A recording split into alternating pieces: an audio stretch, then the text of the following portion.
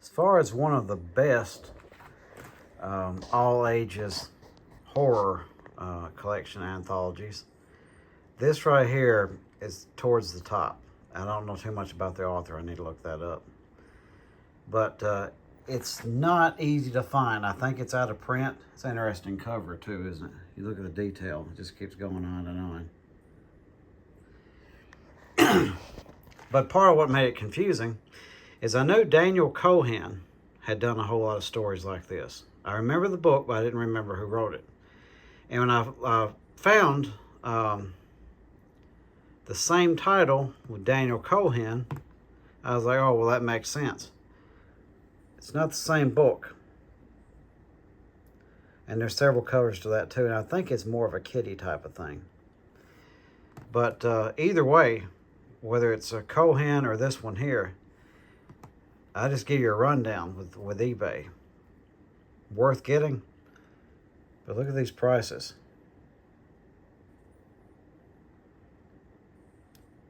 Even the Daniel Cohen one's going to run you in the 20s. It's probably got more printing as far as that goes. But you're looking right there, taxes and all, you're looking at $30. And I don't know what I spent for this one. I like the Cohen one too, just as a collector. Should have got it when I could. Look at that price. That's the Cohen one, which is completely different. He didn't do much as far as stories go. His thing was, well, I guess he kind of did. More of a ghost hunting sort of thing. I have to look through it and see what kind of stuff he did. I know I have a bunch of them. But I don't think he really prided himself. He's big into like a dog enthusiast too, at least some sort of a breed. I think he sort of prided himself in just sort of just telling the scenarios. I don't think he cared too much about being a...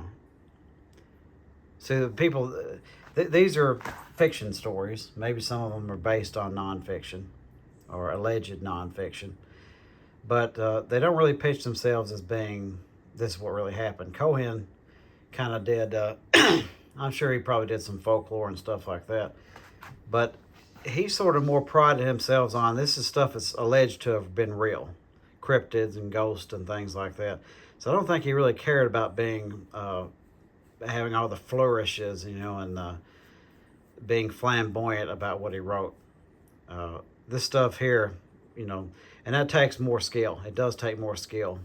That's why I'm not really a fan of Stephen King as a person, but he's very, very good at it. If you ever try to write a story, you'll see what I'm talking about. Myself, I'm just too wooden in my delivery. It's kind of like I'm writing a script. So it's not really fun to read. It might be fun to act out, but it's not really fun to read. And this right here pulls it off very well. This is another one as a kid. I don't know when this was written. Let me see here. My brother had a copy of this and it completely fell apart. And I tried to save each little chapter of it, and then those fell apart. Gotta be, I would think, early 80s. Yep. Yep, that's the year I was born, so. Who knows what printing this is? Let's see. Yeah, this is the 88 version. Originally 83. And I don't know if they're still doing it or not. Look at some of these titles here. Some of these, they just, the skill of how he ended these stories. Because these are not his stories. He's retelling them. So that gives him a little bit of a leg up. But you kind of have to put your own flourish on it, your own little details. And the way he dropped off some of these at the end of them, I mean, it's just, I mean, that one right there is very disturbing, the Burr woman, the way that ended. Let's see what else. I remember that one was pretty spooky as a kid. Couldn't even walk by a window without worrying about that.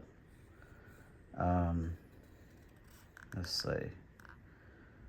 I think the Golem. The Golem is a very, very old horror story. And he adds his own detail to that. There was one here. I'm not sure which one it is.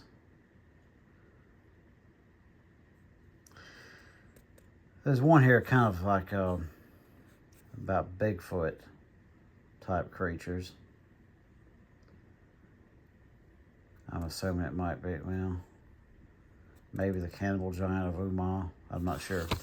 But it was, the way he drops off the ending of some of these, it's just, it takes some skill and it just leaves you unsettled. It just drops off, just ends.